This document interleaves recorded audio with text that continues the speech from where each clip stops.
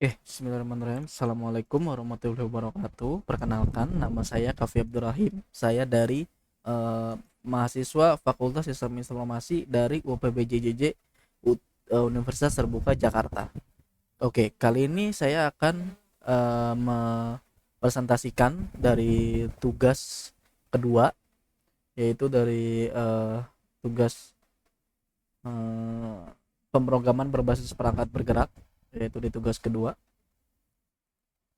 Oke, di tugas ini kita harus membuat proyek baru untuk menampilkan data cuaca dari sebuah API dengan alamat API ini. Oke, setelah itu kita buat tampilan yang mana dia akan menampilkan data time dan temperatur. Nah, agar desain tampilannya mudah dibaca, berarti harus dibuat misalnya dalam bentuk list dan tabel sederhana. Nah, apa namanya?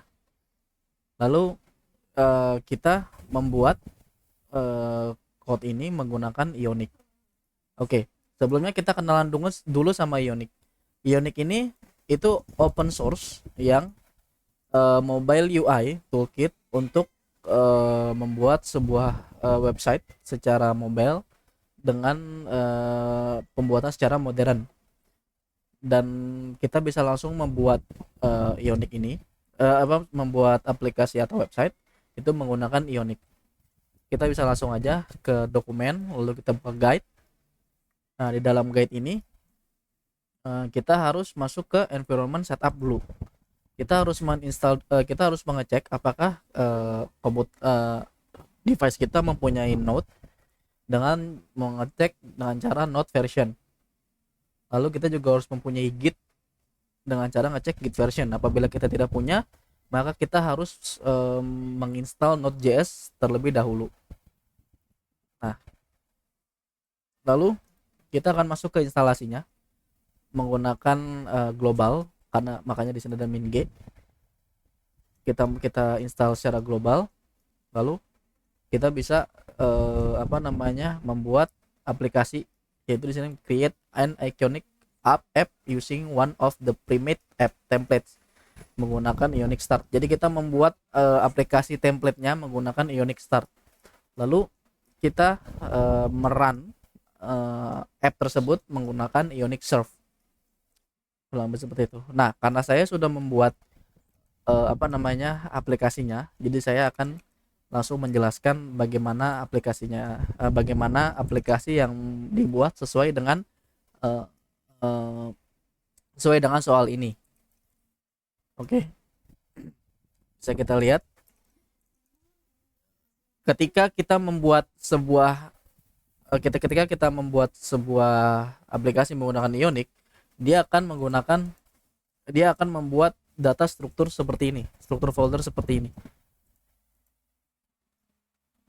Di sini ada Ionic config, lalu ts config karena memang sudah berbasis TypeScript, dan di sini kita akan membuat aplikasinya di folder src atau source. Oke. Karena kita di soalnya itu hanya untuk menampilkan data, tentu kita harus menyiapkan Axios. Di sini juga saya sudah menginstal Axios ya. Bisa dilihat di sini ada Axios versi 1.16. Nah, dari Axios itu kita bisa membuat seperti ini. Dengan membuat mengekspor variabel get data, lalu menggunakan asinkronus, karena kita mengambil API, jadi kita harus menggunakan asinkronus. Lalu kita membuat menggunakan try catch ya, agar bisa mendapatkan error handling. Lalu kita mereturn respon data dari Axios. Oke. Data sudah berhasil kita sudah membuat function get data. Tinggal memasukkannya ke view. Oke, view ini folder apa? View ini adalah folder di mana page atau halaman-halaman itu ditempatkan. Karena kita menggunakan Vue.js atau Vue.ts, maka kita membuat halaman itu di views. Kurang lebih seperti itu. Nah, di sini di sini eh, kita mengimport get data, ya kan? Kita mengimport get data dari get data hook, yaitu dari sini. Lalu kemudian kita membuat variabel data dengan referensi. Ref ini gunanya itu untuk membuat data yang interaktif. Jadi apabila ada data yang berubah dan segala macam, maka menggunakan ref, gitu loh. Nah, jadi kita menggunakan ref, tipe datanya any, lalu nilai nilai defaultnya adalah null. Loading sama, kita menggunakan nilai defaultnya yaitu true. Kalau times, kita menggunakan tipe datanya array string dengan nilai defaultnya itu string kosong, dan juga temperatur juga seperti itu. Nah, lalu kita membuat onMounted. Nah, onMounted ini apa? OnMounted itu adalah sebuah function bawaan dari view yang mana dia akan mengeksekusi apabila aplikasi web atau website dijalankan pertama kali. Makanya namanya onMounted. Dia akan dijalankan ketika sebuah website itu dimount atau dijalankan. Nah, di sini kita isi apa? Di sini kita akan mengisi function yang mana kita akan menaruh try catch sebagai error handling. Lalu kita menambahkan const result atau variable result yang mana nanti datanya, yang mana dalamnya itu ada function get data. Nah, ketika datanya sudah di get lalu dimasukkan ke variable result, maka kita akan memasukkan variable result tersebut ke dalam data value. Lalu di sini juga ada time value. Kita juga memasukkan time value itu menggunakan result hourly time.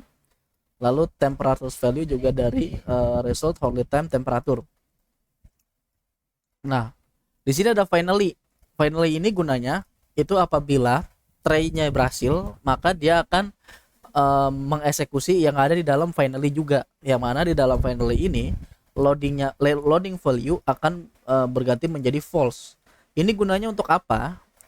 Gunanya kita akan menggunakan di sini, karena di sini ada if, yaitu di sini sebutannya itu render condition, yang mana dia akan merender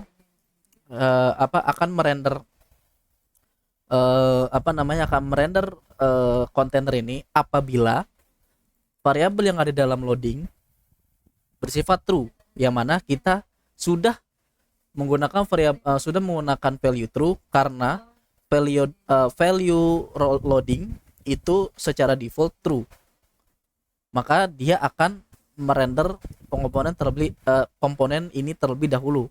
Lalu setelah try ini berhasil, kan finally-nya di dalam finally akan mengubah value loading menjadi false. Nah, itu maka akan menjadi else. Maka ini akan hilang lalu diganti menjadi komponen ini, gitu. Yang mana di sini akan ada table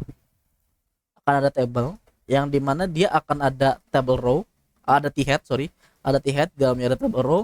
Dalam table row ada yang namanya table heading. Nah, di dalam table heading ini ada nomor, time, sama temperatur. Nah, dalam di dalam table ada nama table body, lalu ada table row. Ya, di dalam table row ini punya v4, yaitu iteral render. Yang mana di sini itu ada data time sama data index di times. Ini seperti pelulangan for, kurang lebih seperti itu. Jadi kalau misalkan kita jalankan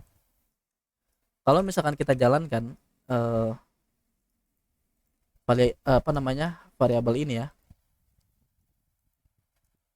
Nah, kalau kita jalankan, dia akan jalan seperti ini. Nah, coba kalau kita loading. Nah, dia akan loading data dulu, baru akan mengeluarkan data. Kenapa? Karena dalam pengambilan API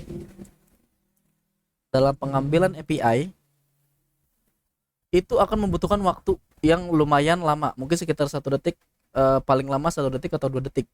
Tapi selama data itu diambil, maka kita harus memberikan kondisi if di sini agar data agar apa namanya agar website itu tidak langsung menampilkan, karena kalau menampilkan dia juga nggak bisa nampilin apa-apa karena datanya belum diambil gitu, maksudnya masih dalam durasi gitu datanya. Nah, kurang lebih seperti itu untuk apa namanya tugas kedua ini. Mungkin kalau ada salah-salah kata, saya mohon maaf apabila ada salah-salah kata. Wassalamualaikum warahmatullahi wabarakatuh.